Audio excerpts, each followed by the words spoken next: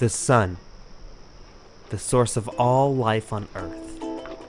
We are surrounded by millions of molecular machines, manipulating its energy into a form that could be eventually consumed by us humans.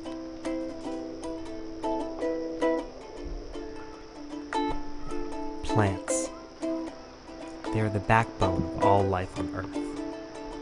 We depend on them to breathe, to cycle water for us to drink, and for energy and nourishment to live. We will never know all the ways in which our world is connected, so we should always strive to preserve them, not solely for the benefit of our planet, but for ourselves. After all, it is in nature's laws, not humanity's, where we find the power to feed the world. We need plants more than plants need us. They are all photoautotrophs, which means they use sunlight to feed themselves.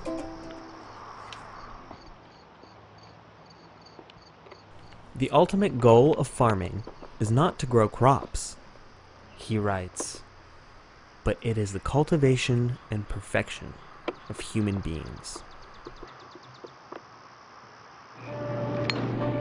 Take a look at farming practices today.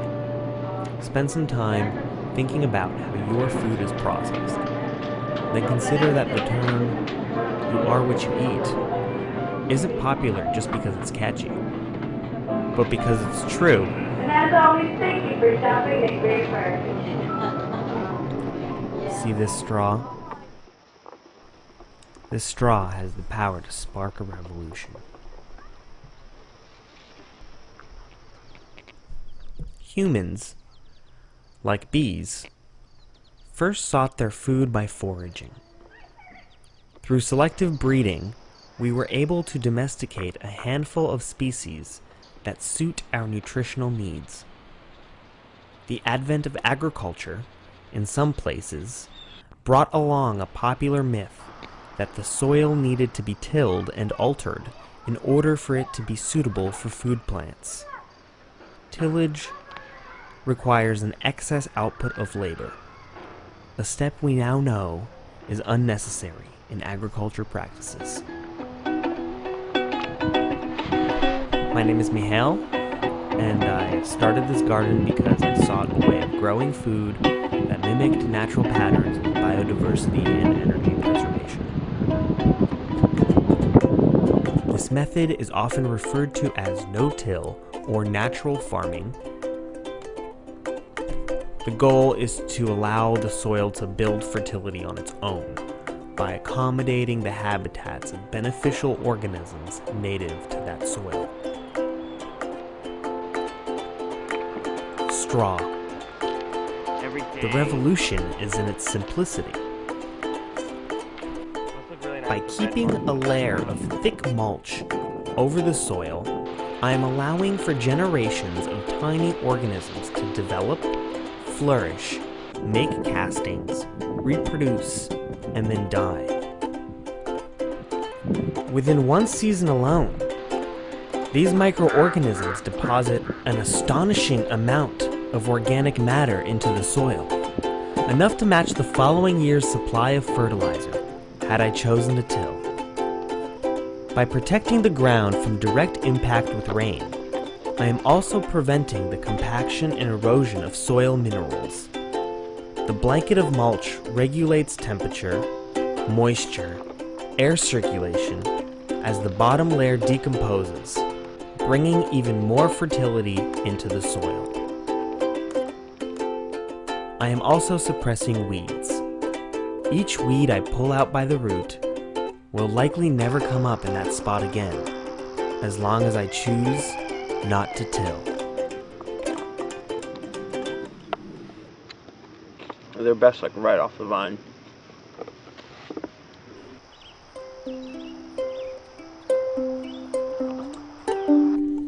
This 2-acre garden took about 3 months to start.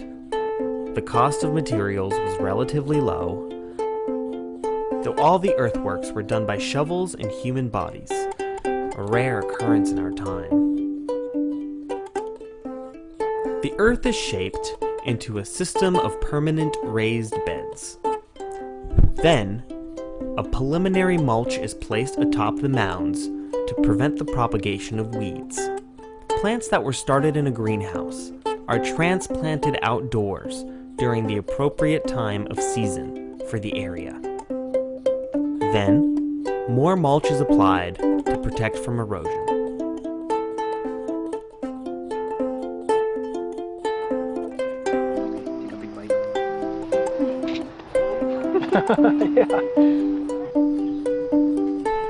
The result is an ever-increasing level of fertility with a decreasing energy output by the gardener.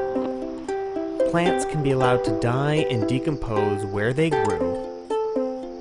The natural farmer's biggest responsibility is keeping up with the harvest. Permaculture is the synthesis of modern knowledge with the ancient techniques of nature.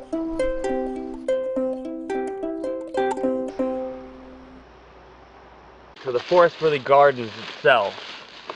And here, when we uncover just a piece of the mulch, we see this fluffy, really fine humus. It's a really nice loam, great drainage, and it was never tilled. There was always just a layer cover of leaves that would just fall from the trees. Let's go check out what the no-till garden looks like now. I haven't watered in 2 days, and the soil underneath is very, very similar. It's fluffy, it's wet. There was really no tilling that happened. I planted clover in the path just so I could do that. Here is a green mulch, because clover has a lot of nitrogen fixing properties.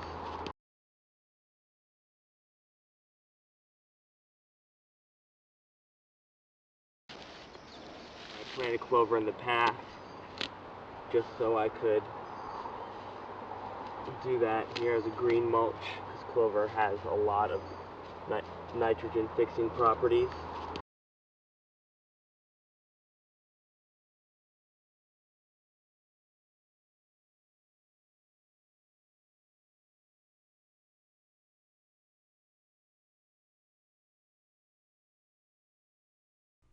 Beans, beans, the magical fruit. The more you eat, the more you do. Consider beans magical.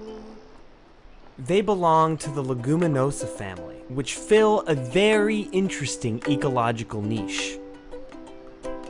A key feature of the root systems of legumes is their ability to fixate atmospheric nitrogen for use by other plants.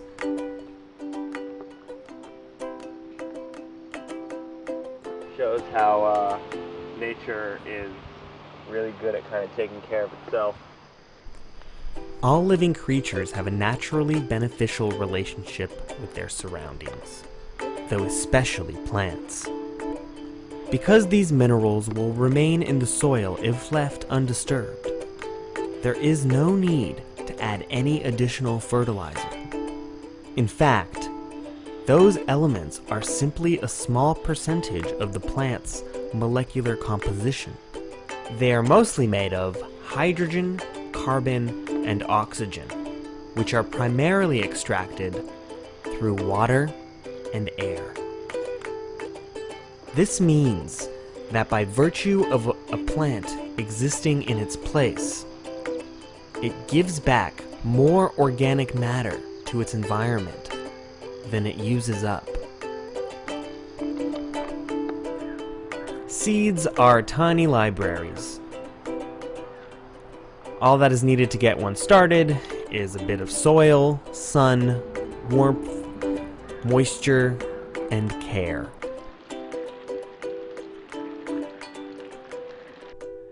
For colder climates, one might need to build a greenhouse to extend the season and enjoy some of the more popular vegetables. To save money on materials and heat, we chose to build our greenhouse against the south side of our pig pen. We also made sure that the plastic could roll up for ventilation. After seeds have sprouted, I like to alternate inside-outside for a couple of weeks before picking a place outdoors for them permanently. This helps ensure that they are well adapted to outdoor conditions. Mulch is the most valuable material in this system. However, the beauty of it is it could be anything. I like to use straw because, well, grass is abundant. Since I don't rely on composting to keep my garden fertile, all of my kitchen scraps go to the animals. Even these beet seeds, just whimsically sown atop a garden bed, when covered with mulch, sprout as good as if the soil were bare.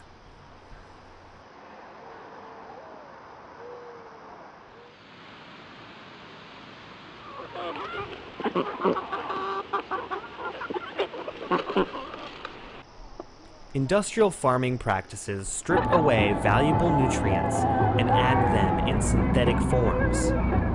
This weakens the plant's genetic integrity and only causes the need for more pesticides, more fertilizer, and more pollution. Natural farming relies on biodiversity to maintain a natural and healthy balance in the garden.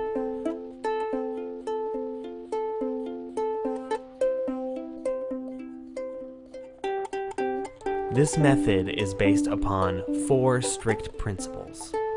No cultivation, only planting, mulching, and harvesting. No fertilizer, not chemical, not organic, not even compost. No pesticides. Toxic chemicals get absorbed into the food matter. No herbicides. The only method of weeding by hand.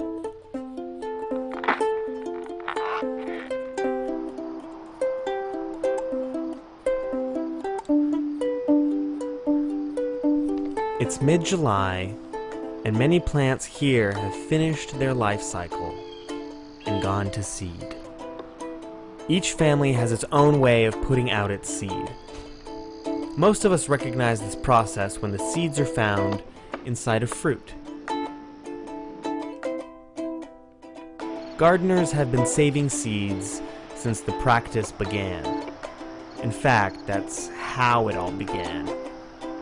It is, after all, the way we came to understand genetic variation before we even had a concept of DNA.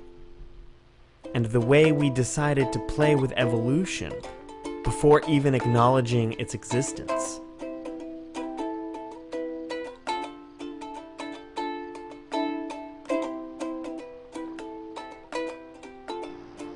This purple flower resembling an aster is actually matured escarole, which is also related to lettuce.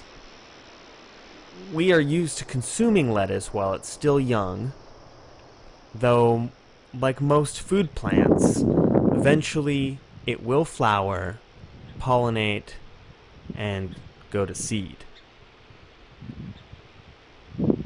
Though if you're timely, or if you care to catch it before the wind does, you will be able to develop varieties specific to your garden.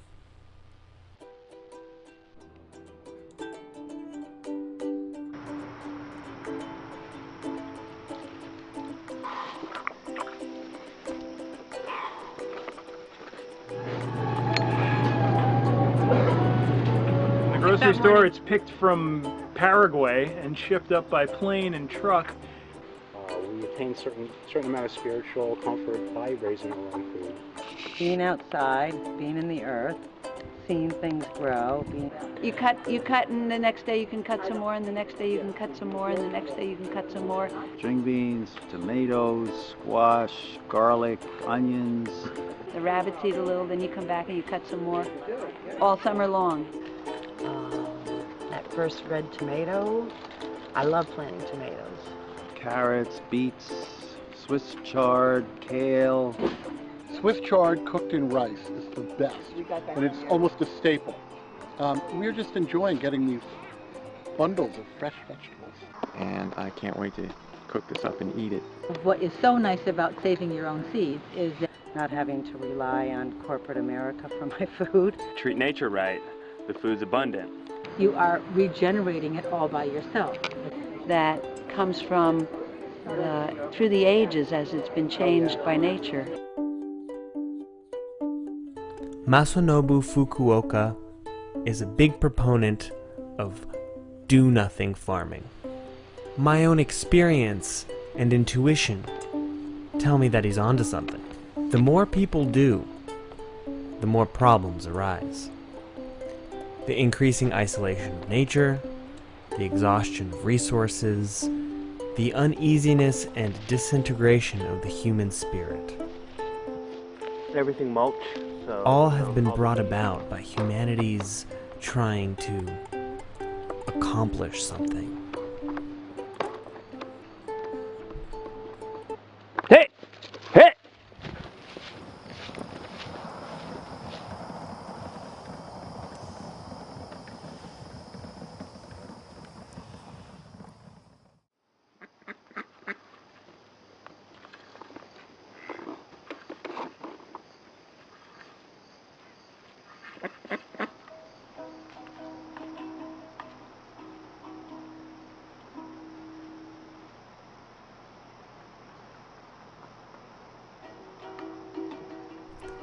Originally, there was no reason to progress, and nothing that had to be done. We have come to the point at which there is no other way than to bring about a movement, a revolution, not to bring about anything at all. Therefore, to save the world, just do nothing. Just leave nature alone.